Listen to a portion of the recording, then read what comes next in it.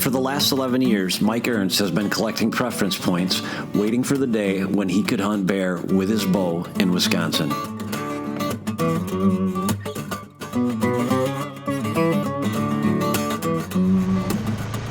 On this episode, we share the story of what happened when he finally got the chance he'd been looking forward to for over a decade.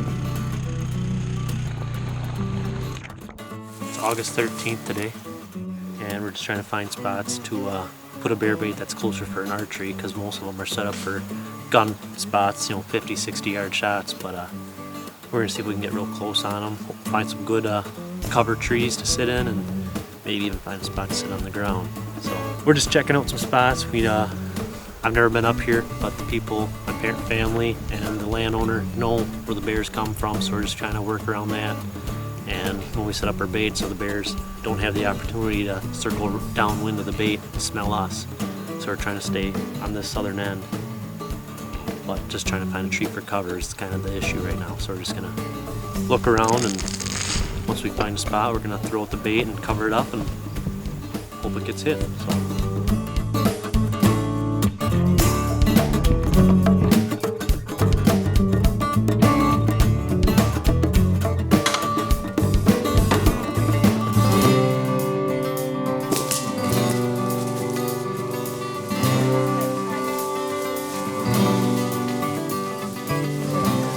Mike would spend over a month in preparation before the season, setting up baits and trail cameras in order to get an idea of what and where he needed to be when that season came.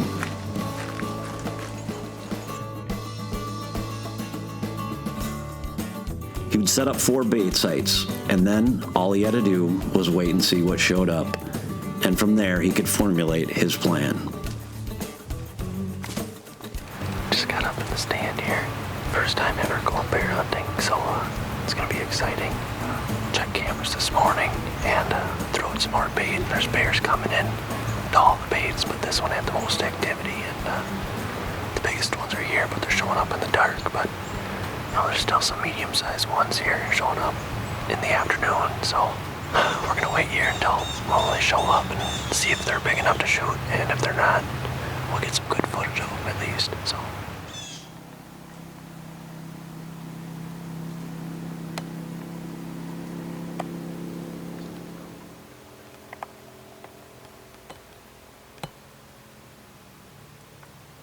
It's not even 2:30 yet, and we already had a sound. 2 cubs come in.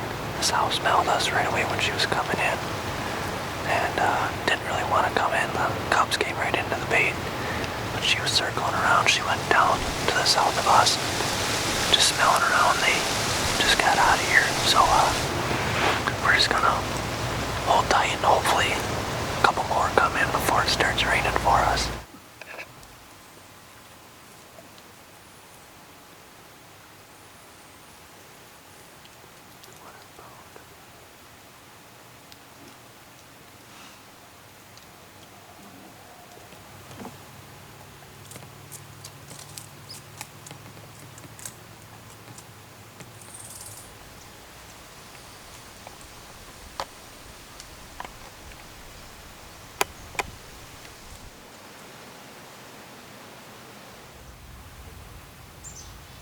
Just got in for the afternoon to sit.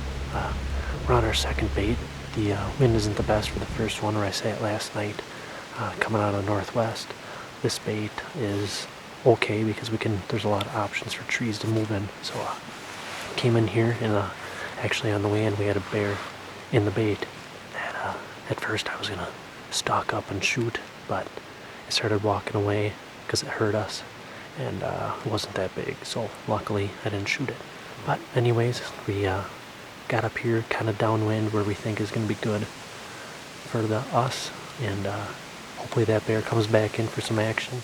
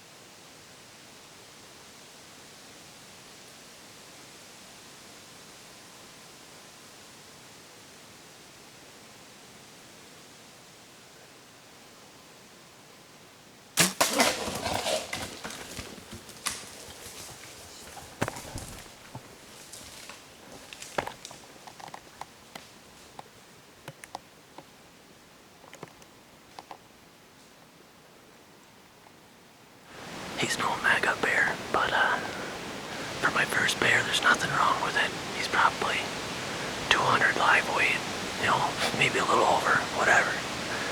But he came in. Oh, I can stop whispering.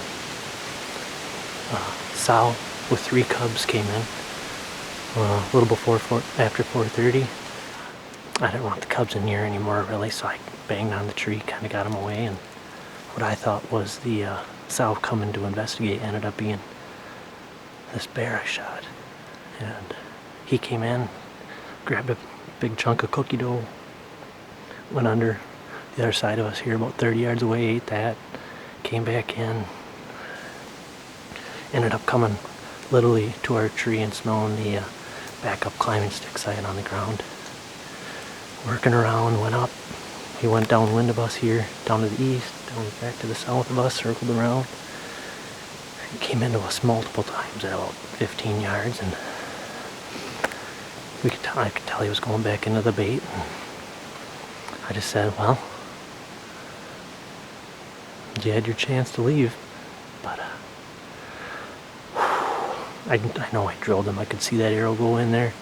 I mean, it's a 18-yard shot, and you know, it could have been a couple inches further forward, whatever, but I saw the arrow sticking out the other side, and that just worked right into him. There's blood. I could see blood 100 yards out when he was running, all over the grass. So that's it. We're done. I don't know. I'm tagged out. First bear ever, and got it all on film. Couldn't ask for anything better.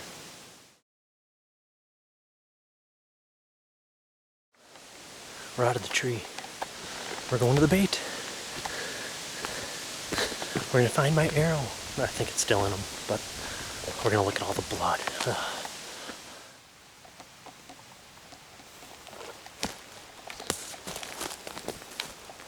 God, it's a blood trail now.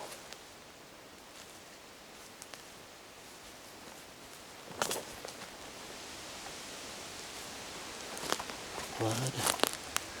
Blood.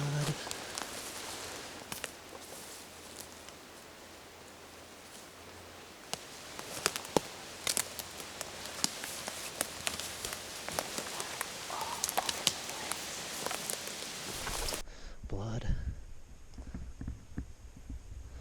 Nice and red.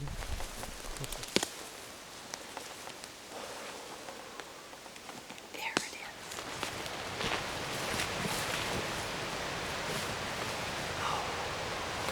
My first bear is officially down in my hands, and it's nice. I don't know how to judge a bear, but it's probably 200 pounds easy live weight. So just got to figure out how to gun them and call for reinforcements and get her out of here, cuz we're done. Just gotta say thanks again to everybody that helped me. Bruce, Barb, Mom, Dad, Heidi, Steve. There's a lot more into it than what you think, and we all have a different experience, and I guess I got the best part of it because I got to do the kill. So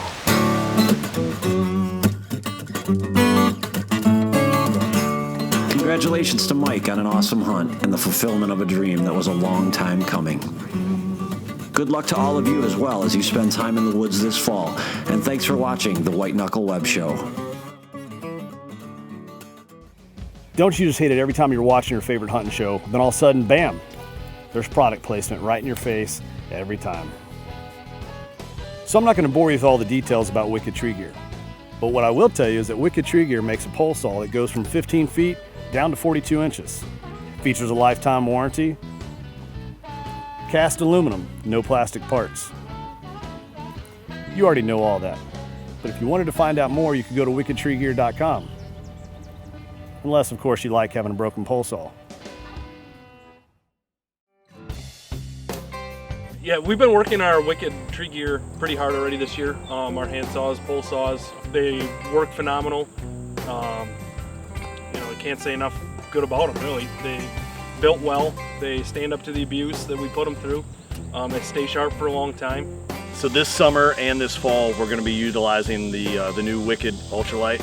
It's our new 10 and 14 footer that we came out with this year. We launched it actually at the ATA. Having the 2-in-1, having the handsaw and the pole saw at the price point that it's at, it's going to be a big hit. It's backed by our same warranty that it doesn't matter how you break it. I don't care. Tell a funny story, you're getting it replaced or you're getting it repaired for free. I like Wicked because I like to cut stuff. Well, not my hands, but I like to cut stuff. Every time that we use it again, whether it be the handsaw or one of the pole saws, we get reminded about why it is that we are so glad to be using these and to be showing these products to people. It's a little more money, but the quality and the time and the money that you save over the long run, there's nothing on the market that really can compare or compete with the Wicked Tree Gear. Our hand saws easily pay for themselves in the first year just in the amount of cheap saws that we would have had to buy. So we love them and we will continue to use them for as long as we can keep our hands on them.